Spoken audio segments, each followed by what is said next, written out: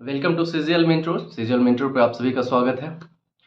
और आज इस वीडियो में मैं बताने वाला हूं कि IBACIO 2 के जीएस और जीए, यानी कि अगर हम ऐसे बोले तो जीके और करेंट अफेयर के लिए क्या स्ट्रैटेजी होनी चाहिए। जैसा कि आपको पता है बहुत जल्दी एग्ज़ाम होने वाली हो, तो आपके हाथ में समय भी नहीं बचा है। तो ऐसे बोल देना एनसीईआरटी पढ़ लो और ब्ला ब्ला ये पढ़ लो, यूपीएससी लेवल का पढ़ लो, प्रैक्टिकली ये सारी चीज़ें पॉसिबल है नहीं। ठीक है, तो चूंकि क्या एफर्ट लगानी चाहिए आपको जीएस के लिए और करेंट अफेयर के लिए, क्या स्ट्रैटेजी होनी चाहिए सो डैट कि कम टाइम में कम एफर्ट के साथ मैक्सिमम मार्क्स गेन कर पाए, ये आपकी स्ट्रैटेजी होनी चाहिए। स्ट्रैटेजी मतलब वही होता है स्मार्ट स्टडी, राइट। तो चलिए मैं अपने बारे में बता दूं। मेरा नाम नितेश लाम है, मैं वर्तमान में इनकम टैक्स इंस्पेक्टर के पद पर कार्यरत हूँ। मैंने SSCGL 2020 में ऑल इंडिया रैंक 96 प्राप्त किया था और IBACIO 2020 में जो वैकेंसी आई थी उसमें मैंने फाइनल सिलेक्शन ले लिया था। तो चलिए वीडियो स्टार्ट करते हैं। वैसे फर्स्ट मैं बता दूं कि आप लोगों को पता होगा कि 5 सेक्शन होते हैं। ठीक है, 20 ईच सेक्शन से क्वेश्चन पूछे जाते हैं। 100 मार्क्स के और 100 क्वेश्चन होते हैं। ठीक है, 1 आवर टाइम होती है, टाइम की क्रंच होती है ना। तो मैं आपको ये बता दूं कि खासकर मैथ्स, इंग्लिश, रीजनिंग के लिए इसमें कोई स्ट्रैटेजी नहीं है। ठीक है, मैं इसके बाद अगला वीडियो लाऊंगा उसी से रिलेटेड, जिसमें कि आपको आपका प्रॉपर ओवरऑल मार्क्स कैसे बूस्ट होगा, कैसे मार्क्स गेन होगा आपका टीयर 1 में, उसकी स्ट्रैटेजी होगी। तो आप लाइक सब्सक्राइब शेयर कर लें और सो डैट मैक्सिमम कोई बेनिफिट मिल पाए। तो चलिए मैं बताता हूँ इसके बारे में।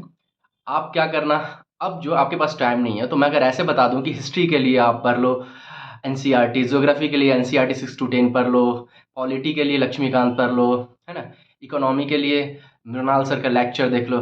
Is it possible? नो, ये पॉसिबल नहीं है। यूपीएससी लेवल के पेपर्स आते हैं, तो आप ये पढ़ लो, ऐसे पढ़ लो। अरे ठीक है, कुछ क्वेश्चंस आते हैं, बहुत सारे क्वेश्चंस ऐसे भी होते हैं कि ऐसे अटेम्प्ट किया जा सकता है ना, हम जो पढ़े हैं उसी में से। तो जो मेरा ऑलरेडी बेसिक्स अच्छा है मैं उसको ना भूलूं, एग्जाम में मैं उस चीज़ों को भूलूं ना, मिस्टेक ना करूं, उस पर फोकस करना है अभी इस लास्ट टाइम में। ठीक है, ये स्ट्रैटेजी होनी चाहिए, टॉपर्स की स्ट्रैटेजी यही होती है। तो मैं अभी बताऊंगा आपको कि करेंट अफेयर आप एकदम ध्यान से सुन लो। आप अगर स्टूडेंट हो, स्टडी कर रहे होगे, तो जरूर किसी न किसी करेंट अफेयर्स को फॉलो जरूर कर रहे होगे, राइट। किसी पीडीएफ को या किसी भी बुक को, मुझे कोई इसमें आपत्ति नहीं है बोलने में कि आप जिस भी करेंट अफेयर्स को फॉलो कर रहे हो ना, जिस भी, वेदर स्टडी आईक्यू का कर रहे हो, कोई यूट्यूब वीडियोस देख रहे हो, कुछ भी, कोई भी बुक्स फॉलो कर रहे हो, आप करो। बट याद रखना जुलाई से करेंट अफेयर टिल डेट आपकी कंप्लीट होनी चाहिए। ठीक है, क्योंकि पिछली बार जो IBACIO का पेपर हुआ था 2 वाली, तो उसमें मैंने जो दिया था तो मैंने ये देखा था कि 20 दिन पहले का भी करंट अफेयर उन्होंने पूछा था। ठीक है, तो ये चीज़ आप याद रखना, एग्जाम से 15-20 दिन पहले तक का कर लेना करंट अफेयर, जुलाई से अभी तक, यानी कि टिल डेट आपकी कंप्लीट होनी चाहिए। जो भी करंट अफेयर पढ़ रहे हो, मैं ये नहीं बोलूँगा नया पढ़ो, सब में सेम ही चीज़ होती है दोस्त।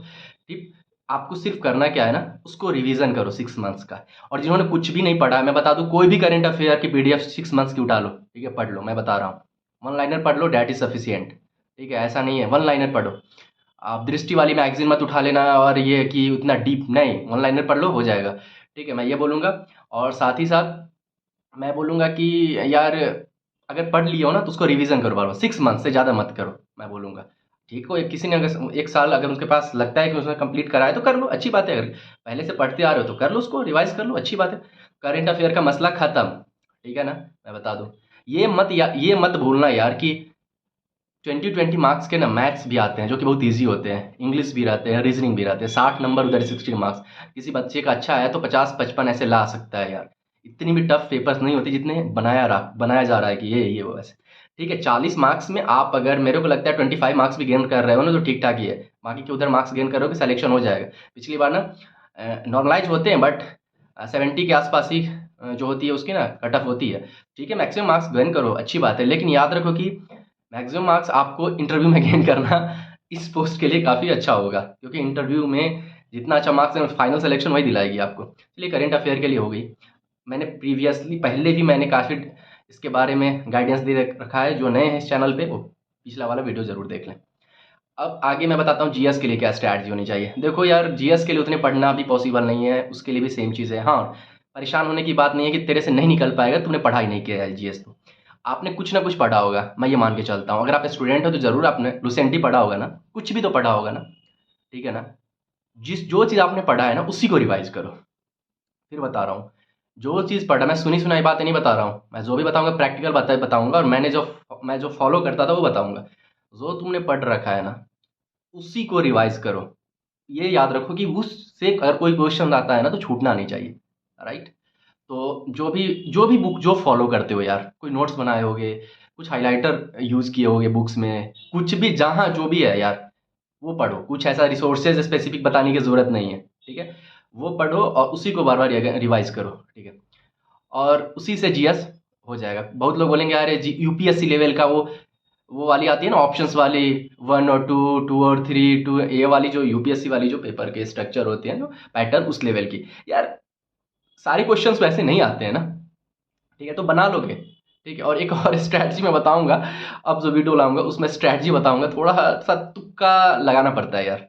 अगर तेरा बाकी के क्वेश्चंस 3 सेक्शंस में लगता है कि तू बहुत ब्रिलियंट हो, आप बहुत ब्रिलियंट हो, कर लोगे, उसमें लगता है कि निगेटिव नहीं है, तो थोड़ा सा जीएस में खेलना पड़ता है, थोड़ा सा। मैं वो बताऊंगा, ठीक है। सब खेलते हैं, जो टॉपर्स होते हैं ऑब्वियसली खेलते हैं, ठीक है। तो मैं अगली वीडियो में वो स्ट्रैटेजी बताऊंगा प्रॉपर, कि मार्क्स कैसे बूस्ट होगा, क्या गेन होगा, क्या स्ट्रैटेजी होना चाहिए लास्ट 7 से 10 दिनों के अंदर की, वो बताऊंगा मैं, ठीक है। तो उम्मीद है कि मैंने जीएस और जीए की स्ट्रैटेजी स्ट्रैटेजी आप लोगों के साथ शेयर करी है। फिर भी कोई कन्फ्यूजन रह जाता है तो आप कमेंट करना, ठीक है। बहुत जल्द, ये वीडियो छोटी है लेकिन बहुत जल्द मैं वो वीडियो थोड़ी सी लंबी होगी जो लाऊंगा इसके बाद, मार्क्स कैसे बूस्ट करें आईबीएस या यूट्यूब के लिए, just in a few days. Thank you, thanks for watching. पढ़ते रहो।